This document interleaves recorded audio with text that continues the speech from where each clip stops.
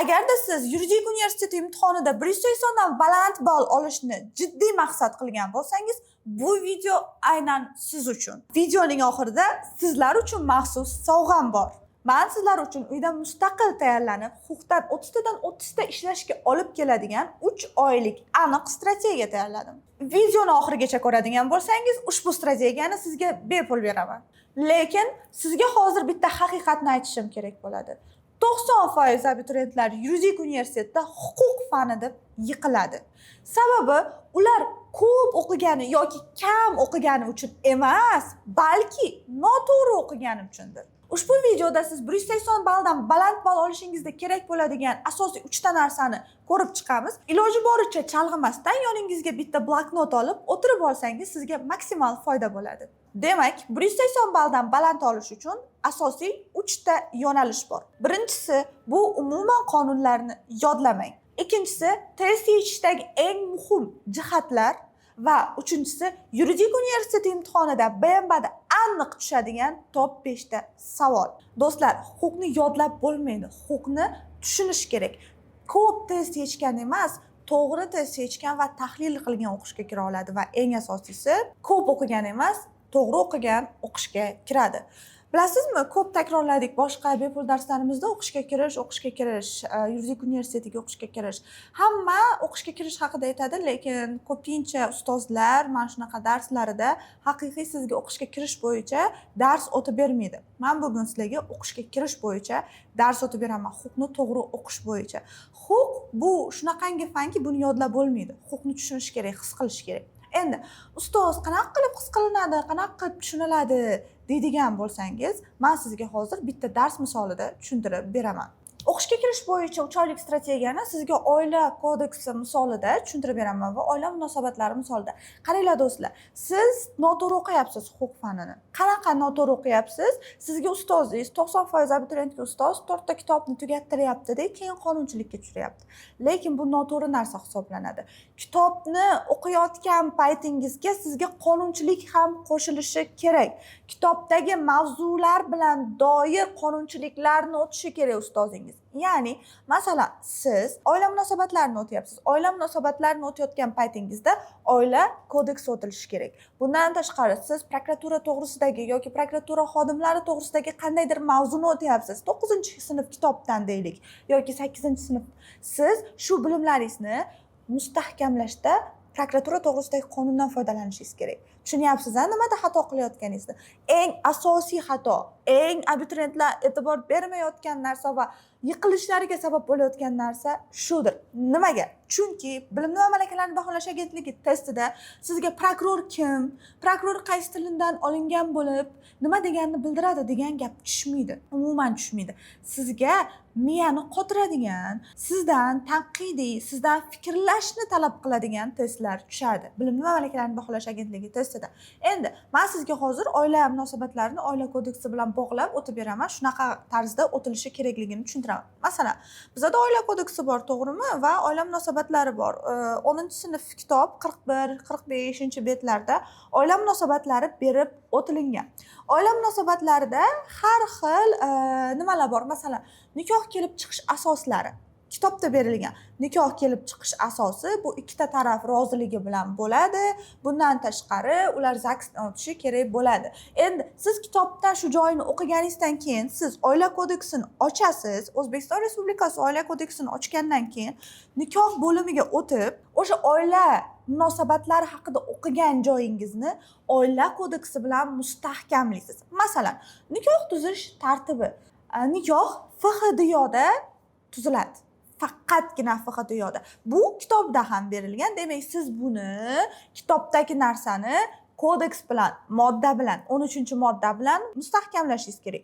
Bundan tashqari kitobda masalan nikoh qurish yoshi necha yosh? O'zbekiston Respublikasida nikoh qurish yoshi bu 18 yosh. Bu kodeksda ham belgilab o'tilingan. Keyin bir ikkita joylari kodeksda bor, lekin kitobda berilmagan. U joylarni o'qimasligimiz kerakmi deyishinglar mumkin. Yo'q, o'zi nimani o'qishinglar kerak? Qaranglar, kitobdagi mavzu bilan doir moddalarni va faktlarni. Imtihonda sizga kitob bilan bog'liq mavzulardan savollar tushadi, qonunchilikdan va faktlar tushadi. ya'ni obyektivna javob berib bo'ladigan narsalar tushadi. Masalan, Oila kodeksi 49-modda bor. Nikohni haqiqiy emas deb topish asoslari bor. Qaranglar, to'g'ri noto'g'rini toping. O'zbekiston Respublikasi Oila kodeksi 49-moddaga binoan deydi. Siz keyin testda stressga tushasiz. Voy, men buni o'qimagandim. Voy, men bunga tayyor emasdim. Endi nima bo'ladi? 49-modda u nima edi? Moddaga e'tibor bermang. Siz e'tibor berishingiz kerak bo'ladigan narsa bu faktlar. Masalan, endi nikoh qaysi hollarda haqiqiy emas deb topiladi? Bilasiz, bizda 14-16-moddalar bor, ya'ni yosh buzilishi, ya'ni rozichilik bo'lmasligi, bu holatlar buziladigan bo'lsa, nikoh haqiqiy emas deb topiladi. Bu bitta bandi. Ikkinchi bandi soxta nikoh tuzilganda, ya'ni er va xotin xohlashmagan, er-xotin bo'lishni, biri-biri bilan yashashni xohlamagan, faqat masalan qandaydir boylik orttirish uchun, qaysidir davlatga ko'chib ketish uchun uylanish kerak-ku. Masalan, Amerika fuqaroligini olish uchun adashmasam amerikalik kimdirga uylanishingiz yoki erga tegishingiz kerak. O'shanaqa holatlar bo'lsa, nikoh haqiqiy emas deb topiladi. Va uchinchisi, bu nikohlanuvchi shaxslardan biri o'zini kasalligi, spid, VIH qanaqadir kasalligini nikohdan oldin yashirgan bo'lsa va u nikohdan keyin kelib chiqadigan bo'lsa, ya'ni nikohdan keyin bilib qolinadigan bo'lsa, bunday holatlarda ham nikoh haqiqiy emas deb topiladi.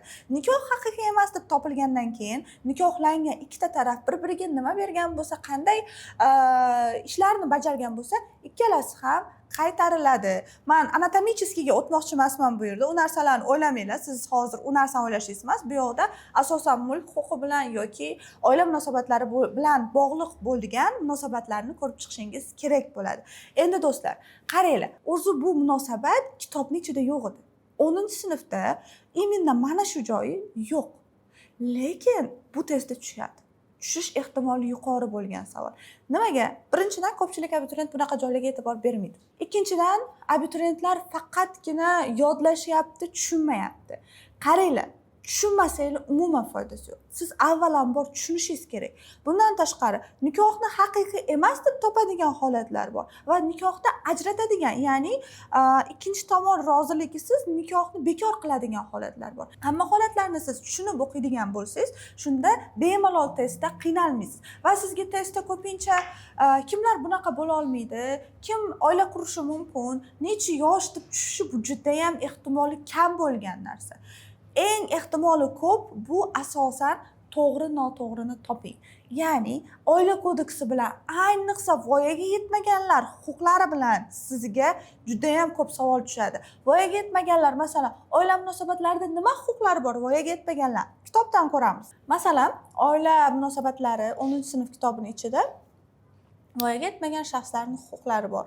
Ya'ni bu yaxshi oilada tarbiyalanish huquqi, ta'lim olish huquqi, yashash huquqi, o'z fikrini erkin ifoda etish huquqi. Bularning hammasi yana qayerga borib taqaladi? Oila kodeksiga borib taqaladi. Demak, siz o'qigan paytingizda faqatgina nazariyani o'qimasligingiz kerak, balki nazariya bilan qonunni o'qishingiz kerak. Nazariya va qonun. O'shanda siz 3 oyda bemalol yuridik universiteti talabasi bo'lishingiz mumkin bo'ladi. Bu narsa kimlarga yaxshi emas? Kimda vaqt bemalol bo'lsa, kimni vaqti bemalol bo'ladigan bo'lsa, 4 ta kitobni tugatib, keyin qonunchilikka o'tsa ham bo'ladi. Chunki vaqti bemalol, lekin vaqti 3 oy, 6 oy, 7 oy bo'lgan odamlar bu taktikadan ketish kerak. Avvalo nazariya, keyin qonunchilik. Endigi masala. Demak, siz 3 oyda 180 ball to'plashingiz kerak. Qaranglar do'stlar, 3 oyda 180 ball to'plash uchun siz birinchi o'rinda huquqqa e'tibor berasiz. Boya aytgan sistemam, taktikam bo'yicha huquqni o'rganasiz. Ya'ni nazariya qonun va test. Hozir testga yana tahlil qilib tushuntirib beraman, testni qanaqa qilib yechish bo'yicha. Keyin bundan tashqari ingliz tili sertifikatingiz bo'lishi shart yoki turk tili sertifikatingiz bo'lishi shart. Yo'q, sertifikatim, imkoniyatim bormi o'qishga kirishga deydigan bo'lsanglar, ochiq aytaman, 50-50. Foizda 50-50. Chunki siz agarda sertifikatingiz bo'lmaydigan bo'lsa chet tilidan, turk tili yoki ingliz tilidan tayyorlanishingiz kerak testga. Endi testga tayyorlanganingizda xato qilish ehtimolingiz ko'p bo'ladi. Meni o'zimda ham shunaqa holat bo'lgan. Abituriyentlik paytimda imtihonda IELTS olishga ulgurmaganman, virus bo'lib qolgan, ya'ni koronavirus. Testga tayyorlanganman va 1 oymi 2 oy tayyorlanib 28 ta eshitganman. Lekin bu ana unaqa chudo sveta bo'lgan. Va u payti ingliz tili testlari oson bo'lgan. Hozir ingliz tili testlari juda ham qiyin bo'lgan. O'sha uchun ham bu eng oxirgi reja. Unda ham turk tili bosib olganingiz yaxshiroq. Bundan tashqari majburiy fanlarga e'tibor berishingiz shart bo'ladi. Tarix, ona tili, matematika majburiy fansiz ilojisi yo'q. Ko'pchilik 1 ball beradi deb e'tibor bermaydi, lekin mana shu majburiy fan sizni yiqitadi. Men hozir abituriyentlarning DTM testlarini ko'ryapman. 1-2 ta o'quvchilarimizda 4 tadan sertifikat bor yoki 3 tadan sertifikat bor. Huquq normalni shundan natijaga chiqyapti. 3 ta sertifikati borlar huquqdan bitta 2 ta xato qilib, lekin natijasi pastda bo'lib qolyapti. Nimaga? Matematikadan yoki tarixdan ko'p xato qilib qo'ygan. Tarixdan sertifikati yo'g'i. Shu tarixdan xato qilib qo'yapti, matematikadan sertifikati yo'g'i, matematikadan xato qilib qo'yapti. Demak, siz sertifikat olishga harakat qilasiz, lekin bu yo'g'iga ulgurmaymiz, tugadi sertifikat deydigan bo'lsangiz, tayyorlaning. 1 oy bo'lsa ham tayyorlaning. Tarixga 1 oy, kamida 1-2 oy tayyorlanishingiz kerak. Matematikaga kamida 1 oy tayyorlanishingiz kerak. Ona tili bemalol 1 oy yetadi. 10 tadan 10 ta chiqarishga. Lekin testga tayyorlaning. Bo'ldi, shu yo'lga chiqdingizmi, o'qishga kirishingiz shart. Endi qaranglar do'stlar, test tahlili masalasida DTM testlarini sizga men hozir analiz qilib beraman. Avvalambor siz test yechishni bilmaydigan bo'lsangiz, umuman foydasi yo'q. Nima o'qiganingizni, qancha o'qiganingizni, kimdan o'rganganingizni bir tiyinlik foydasi yo'q. Chunki sizni o'qishga kirishingizni hal qiladigan narsa bu test. Siz balki zo'r bilarsiz, zo'r gapirarsiz. Agarda siz shoshilsangiz, esingizdan chiqib qolaveradigan bo'lsa yoki umuman bilib turib xato qiladigan bo'lsangiz, bo'ldi. Hammasi tugadi degan.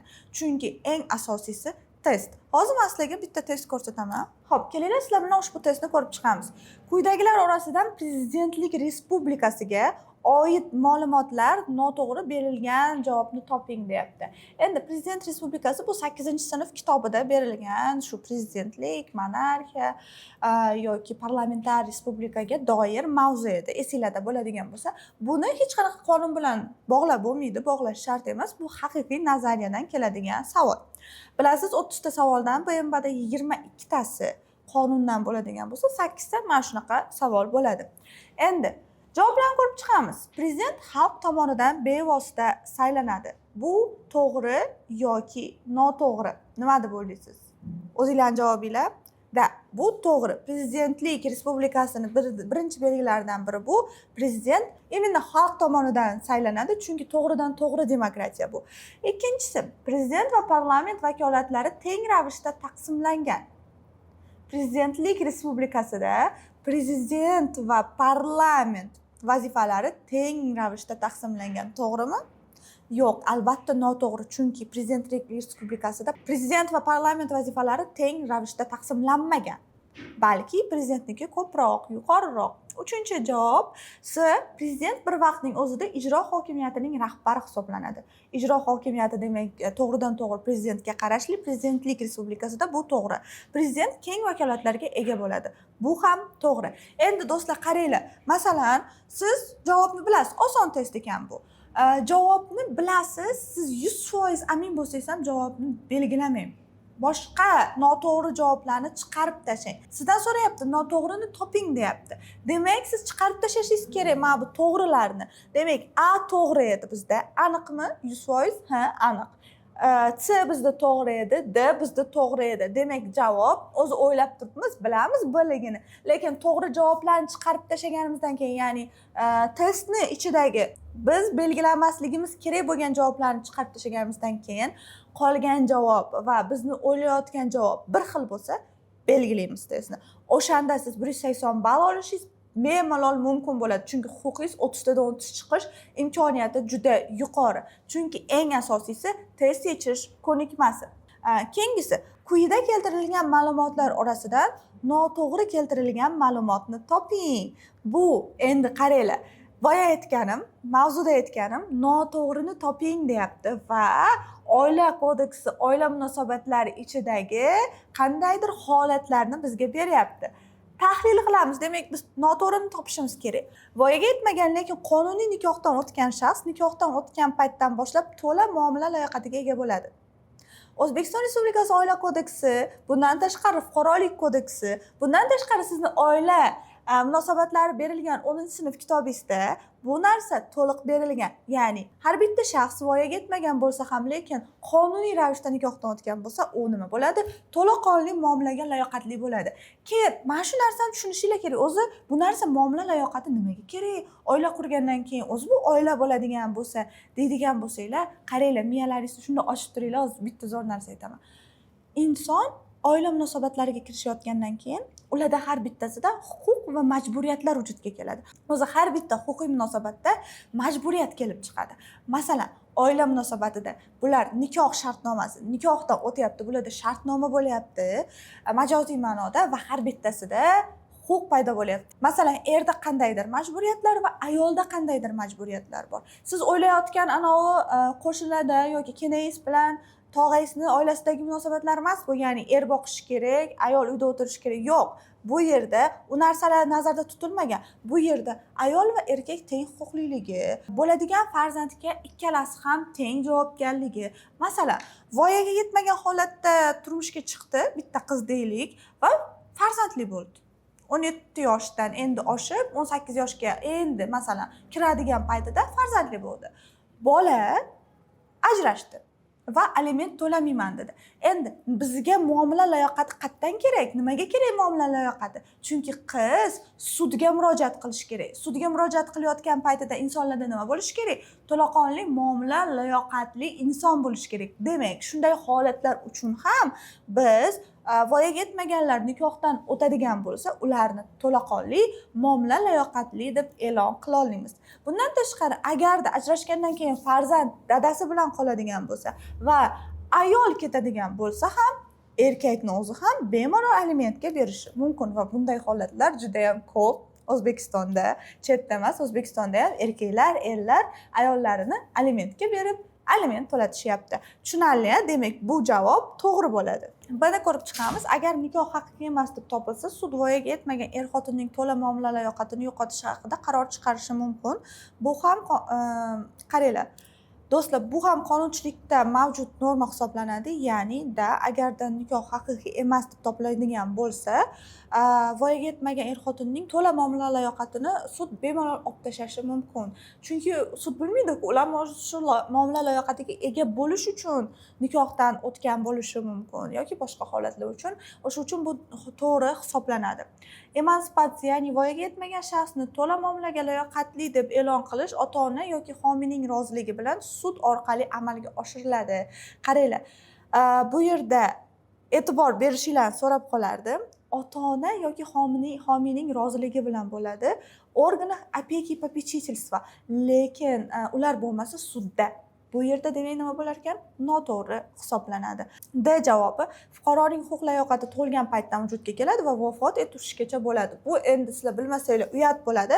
Har bitta insonni, har bitta fuqaroni muomala layoqati demak bizda 18 yoshdan keladigan bo'lsa, huquqiy layoqat tug'ilgandan bo'ladi va o'lgungacha davom etadi. Bu testlarga xulosa qiladigan bo'lsak, siz birinchi o'rinda test tahlili qilishini bilishingiz kerak, noto'g'ri javoblarni chiqarib tashlashingiz kerak, noto'g'ri javoblarni asosli chiqarib tashlashingiz kerak va to'g'ri javobni, shu noto'g'ri javoblarni chiqarib tashlaganingizdan keyin qoladigan javob va o'zingiz o'ylagan javob bilan bir xil bo'ladigan bo'lsa, keyin olishingiz kerak bo'ladi. Shunda aniq 180 ball to'plashingiz mumkin. Endi bizda hozir yuridik universitet imtihonlariga 3 oy vaqt qoldi va milliy sertifikat imtihonlariga 6 oy vaqt qoldi. Men ikkalasiga ham 180 ball olishingizga yordam beradigan to'g'ri yo'nalish beraman. Qaranglar, bizda hozir 35 ta qonunchilik bor va 4 ta kitob bor. Birinchi oy 2 ta kitob va 10 ta qonunchilikni tugatishingiz kerak. Bir kun mavzu o'qiysiz, qaysidir mavzu va u bilan bog'liq qonunchiligini o'qiysiz, yodlaysiz, testini tahlil qilasiz va topshirasiz. Savol-javob shart. O'zim o'qib olaman degan narsa bo'lmaydi. Savol-javob qilishingiz kerak. Demak, birinchi oy 2 ta kitob va 10 ta qonun. 10 ta qonunni tugatishingiz kerak. Qonunlar ketma-ketligi kitob mavzulariga bog'liq, spetsifikatsiyaga bog'liq bo'ladi. Ikkinchi oy 2 ta kitob va qolgan 10 ta qonun. Demak, bu oylar ham mana shu 2 ta oy 4 ta kitob, 20 ta qonunni tugatganingizdan keyin 3-oy siz 15 ta qonunni tugatishingiz kerak bo'ladi. Keyin imtihonga 10-15 kun qolgach, imtihonda siz faqatgina test yechishingiz kerak bo'ladi imtihongacha. Ya'ni boshidagi birinchi oy demak siz 2 ta kitob o'qiysiz va 10 ta qonun o'qiysiz. Ikkinchi oy 2 ta kitob o'qiysiz, 10 ta qonun o'qiysiz va 3-oy kitob o'qimaysiz, faqat qonun o'qiysiz 15 ta va imtihongacha qolgan 14 kunmi, 15 kunmi, necha kun qolsa iyul oyida faqat test yechasiz. Test yechganda ham qaranglar, sizlarga hozir test tahlilini ko'rsatib berdim. Shunday qilib test yechasiz, testni keyin mavzuingizni tekshirib olasiz, ya'ni nechta to'g'ri chiqdi, nechta noto'g'ri chiqdi. Noto'g'ri chiqqan javob, ya'ni noto'g'ri chiqqan testlarni siz olasizda analiz qilishni boshlaysiz. Ya'ni 20-savol sizda noto'g'ri chiqdi. O'sha 20-savol prokuratura to'g'risidagi qonun bilan bog'liq edi. Prokuratura to'g'risidagi qonunni ochasiz va shu mavzuni o'qib olasiz boshidan oxirigacha. Tushunyapsiz-a? Demak, test eshitdik, testda xatosi chiqdi, xatolarni, mavzularini olamiz, o'sha mavzularni o'qib, boshqatdan shu testni yechamiz. Shunda 100% sizda umuman muammo qolmaydi. Hozir bir-biringlarni ko'zinglarni bog'lab, ko'proq eshitdim deb xursand bo'lib yurmanglar-da, qaytangi ko'proq xato qilishga harakat qilinglar. Chunki imtihondan oldin qilingan xato bu imtihonda qilinadigan to'g'ri javob deb aytiladi. Endi sizga men hozir spetsifikatsiya bilan ishlashni o'rgataman. Spetsifikatsiya nima degani va bilimni va malakalarni baholash agentligi sizga qanday savollarni tashlaydi BMB imtihonida? Do'stlar, eski 8, yangi 8 dan davlatlar va faktlar. Eski 9, yangi 9 dan davlatlar, faktlar. Yangi 10, eski 11. Yangi 11 dan davlatlar va faktlar. Siz ham eski va ham yangini qisman o'qishingiz kerak bo'ladi. Bu spetsifikatsiya bo'yicha. Endi spetsifikatsiya bo'yicha qonunni aynan qaysi qismi kerakligini qanday bilasiz? Qonunni ochasiz.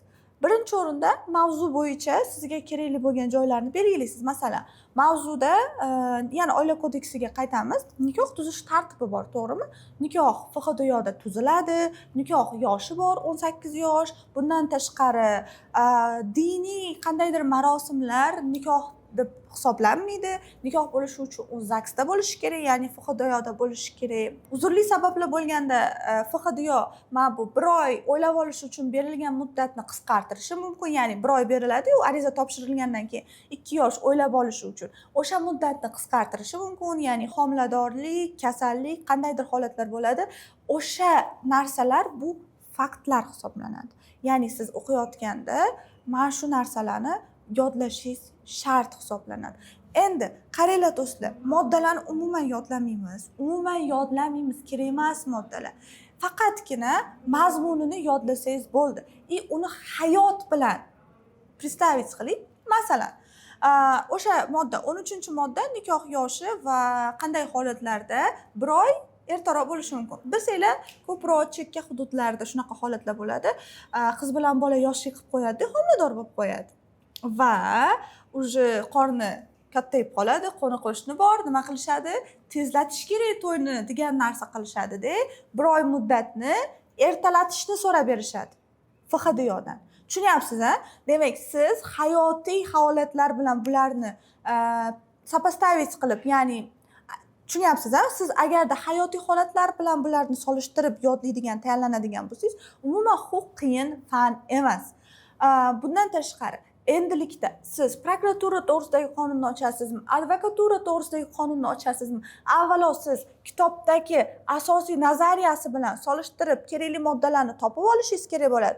Agar o'zingiz topa olmasangiz, ustozingiz topib berishi kerak bo'ladi. O'z ustozingiz sizga kerakli moddalarni bergan bo'lishi kerak.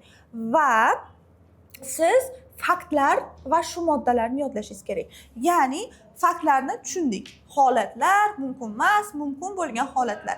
Mana shu narsa sizga imtihonda tushadi. To'g'ri va noto'g'rini toping degan holatda.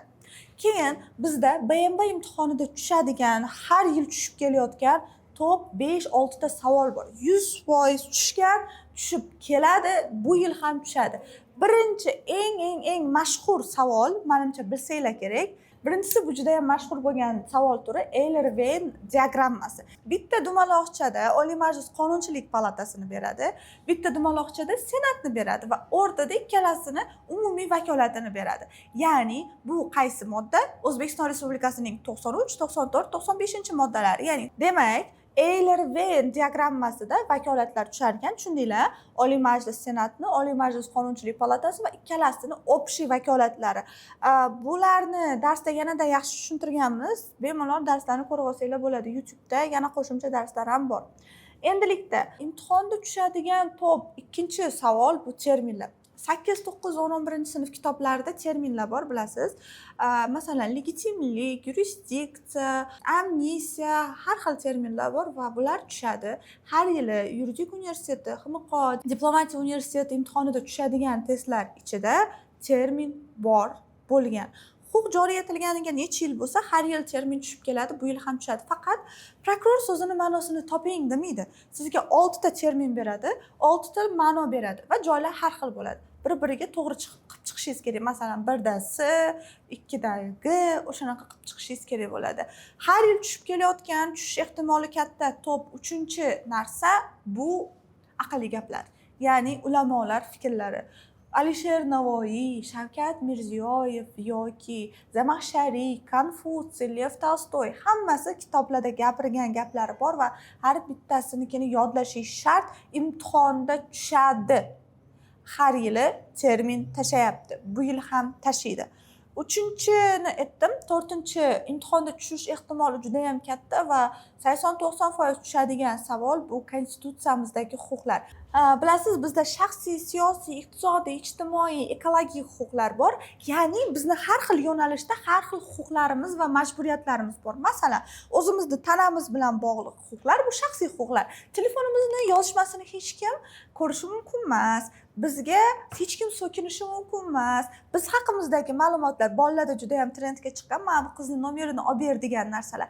Mana bu qizning nomerini olib ber degan narsalar mumkin emas. Bu hammasi shaxsiy huquqlarimiz. Konstitutsiyada berilgan va bular buziladigan bo'lsa, bizning shaxsiy huquqimiz buzilgan hisoblanadi va ma'muriy javobgarlikka tortilishi mumkin bo'ladi. Demak, mana shunga o'xshagan huquqlar sizga case formatida keladi.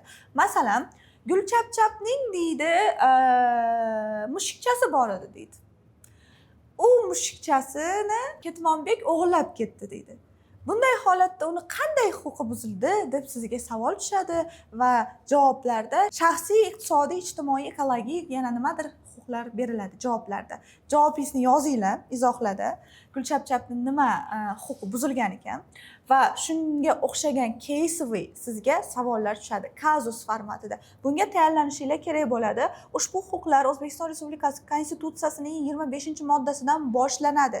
Shaxsiy 25-moddadan boshlab 35gacha, siyosiy huquqlar 36-40gacha, iqtisodiy huquqlar 41-53gacha bo'lgan hammasi insonlarning huquqlari. Bundan tashqari majburiyat bilan ham bog'liq nimadir tushishi mumkin. Har bitta insonda huquq bo'lgani kabi majburiyat ham bor, bilasiz. Huquq bu bizga nimadir mumkinligi, buni biz xohlasak qilamiz, xohlamasak qilmaymiz. Prosta bu mumkin. Majburiyat bu biz nimagadir majburligimiz. Huquq majburiyatni juda ham yaxshi tushunib olinglar, chunki huquq majburiyatni bilmagan abituriyent u hech narsaga erisha olmaydigan abituriyent. Chunki hamma narsa huquq majburiyat bilan bog'liq. Masalan, men sizlarga hozir xizmat ko'rsatyapman. Meni majburiyatim sizlarni o'qitish. Sizlar xizmat olyapsizlar, sizlarning majburiyatlaringiz o'qish va pul berishga o'xshaydi. Bu darsimiz tekin, конечно. Keyingi imtihonda tushish ehtimoli juda ham yuqori bo'lgan savol bu davlatlar albatta. Bilasiz, bizda respublika, monarxiya, demokratiya, antidemokratiya, totalitar, fashistik rejimlar bor va shular bilan bog'lab bitta-ikkita savol tushadi. Birinchisi bu davlatni o'zi bilan bog'laydi. Davlatlar yangi 8, yangi 9 dan tushdi o'tgan yil imtihonda. 2025 BMB imtihonida yangi 8, yangi 9 dan tushdi. Men o'zim ham lichna imtihonga kirib chiqdim va savol imенно yangi 8, yangi 9 kitoblarning ichidan edi. O'sha uchun shu narsaga e'tiborli bo'linglar. Yangi 8, yangi 9 ga davlatlarga e'tibor bo'linglar. Eskini o'qimaylikmi, davlatini o'qing. Tushishi mumkin. BMBdan hamma narsa kutsa bo'ladi. Davlatlardan tashqari o'sha tartibotlar yoki rejimlarni belgilari tushishi mumkin. Ya'ni noto'g'ri berilgan javobni toping deydi-da, har xilini adashtirib tashlaydi. O'sha narsalarga ham e'tiborli bo'linglar. Sizlarni yiqitadigan narsa sizni bilimsizligingiz emas. Siz 180 ball ola olmaysiz, bilimsiz bo'lganingiz uchun emas, mayda detallarga e'tibor bermaganingiz uchun. Shu uchun iltimos sizlardan detallarga e'tibor beringlar. Masalan, mana shu fashistik bilan totalitarni ham juda ham adashtirib beradi. Masalan, fashistik bu butun bir irqni birinchi o'ringa chiqishi. Masalan, fashistik Germaniyada qanaqa bo'lgan? Nemislar birinchi o'rinda bo'lgan, yevreylar xalq emas deb hisoblagan. Ular inson emas, ular bir hayvonga tenglashtirgan. Demak, fashistikda butun bir irq birinchi o'ringa chiqadi, bitta bo'lib oladi, qolganlar hech kim bo'lib qoladi. Va totalitarda bu bitta partiya. Masalan, qanaqadir partiya keladi deb birinchi o'ringa chiqadi deb boshqa hech kim gapini eshitmaydi, kimdir gapiradigan bo'lsa o'ldiradi, shaxsiy hayotiga aralashadi. Bu totalitarda. Demak, farqini tushundinglar. Sizga shuni imtihonda adashtirib tashlab beradi. O'tgan yil ham shunaqa savol tushdi. Fashistikka totalitar belgilari tushdi, totalitarga fashistik belgilari tushdi va ko'pchilik shu narsadan adashdi va yiqildi. Xo'p do'stlar, hozir 3 oylik strategiyani ko'rib chiqdik. Xudo xohlasa bu bilan siz 180 plusga erishasiz. Hozir oxirida yana bitta sizga sovg'am bor, tushuntirib o'taman. Ungacha men aytib o'tishim kerak, bu tizim ishlaganmi? Feruza opa oldin dars berganmisiz? Bu narsa bo'yicha deydiganlar bor ichingizda, bilaman. Men ushbu tizim bilan 6 yildan beri 500 dan oshiq abituriyentni talaba qilganman va masalan eng faxrlanib aytadiganim bu shogirdim Sunnatulloh 30 tadan 30 ta huquq chiqargan aynan mana shu sistema bilan va hozir o'zimizda ishlab 18 yoshida 15 million oylik olib kelyapti. U shu narsaga nimaga erishdi? Grantga qanday kirdi? Tizim, to'g'ri strategiya, mehnat, qattiq mehnat orqali. Undan tashqari Jobirxon bor, sizlarning holatingizda kelgan bola, ya'ni 1 oy o'qiganmanda. Kelgan paytida umuman 0 bo'lgan. Imенно mana shu strategiya bilan, ya'ni qanaqa nazariya qonun strategiyasi bilan Jobirxonni men 1 oyda talaba qilganman. Kontraktga kirgan Toshkent davlat yuridik universitetiga 176 bilan adashmasam 27 ta huquq chiqargan.